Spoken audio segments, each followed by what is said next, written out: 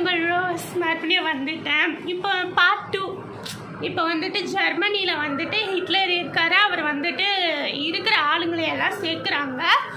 இப்போது மறுபடியும் ஒரு கொஞ்சம் ப்ராப்ளம்ஸாக ஸ்டார்ட் ஆகிட்டே இருக்குது. அப்போ வந்துட்டு ரஷ்யன் ரெவல்யூஷன் ஒன்று நடக்குது. 1918 கரெக்டாக முடியுது ஃபஸ்ட்டு வேர்ல்டு வாரில். சரி முடியட்டும் அப்படின்ட்டு ரெவல்யூஷன் பண்ணுறாங்க. இது முடிச்சுருங்க. சரி அவங்களும் முடிச்சுட்டாங்க. வேர்ல்டு வார் வந்தால் முடிச்சுட்டாங்க. அப்புறம் லீக் ஆஃப் நேஷன்ஸ் வந்துட்டு க்ரியேட் ஆகிடுச்சு. இவங்க ஒழுங்காக பண்ணல. ஹிட்லர் மறுபடியும் வந்துட்டான். ஹிட்லர் வந்துட்டு என்ன பண்ணிட்டான், நிறையா மக்கள் அதாவது ஆர்மிஸ் எல்லாம் கூப்பிட ஆரம்பிச்சிட்டான்.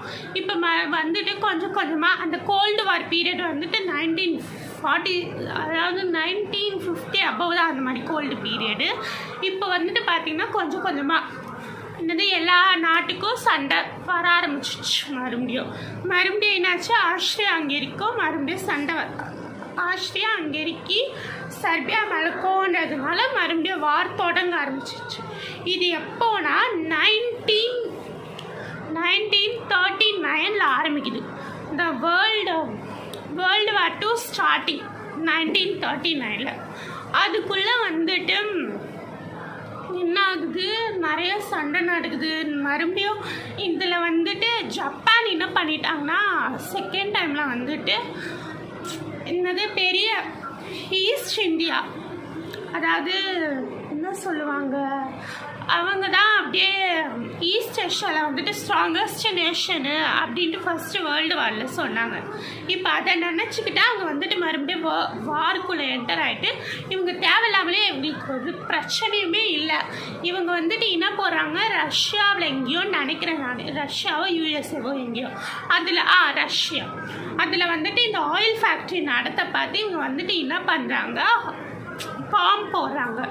பாம்பு போட பார்த்தா அவங்களுக்கு கோபம் ஆயிடுச்சு. அவங்க என்ன பண்ணிட்டாங்க, ஃபஸ்ட்டு வந்துட்டு என்னது ஹிரோஷிமாவில் போட்டாங்க பாம்பு. அவங்க அப்பயே அடங்காமல் மறுபடியும் போட்டதுனால நாகசாகியில் போட்டாங்க.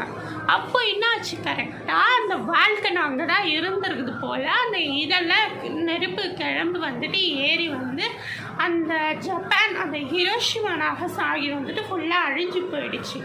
இன்னும் 50 வருஷம் ஆயும் அந்த தாக்கம் அப்படியே இருக்குது. அது வந்துட்டு ஒரு சின்ன செடி கூட வளரவே மாட்டேங்குது. அப்படிப்பட்ட ஒரு சூழலில் இருக்குது. இப்போ நம்ம மறுபடியும் வரலாம் அந்த வார்க்கு. இப்போ வந்துட்டு நம்ம இந்தியாவில் என்ன நடக்குதுன்னு பார்க்கலாம். நம்ம இந்தியாவில் என்ன நடக்குதுன்னா, இப்போ வந்துட்டு ஒவ்வொருத்தவங்களா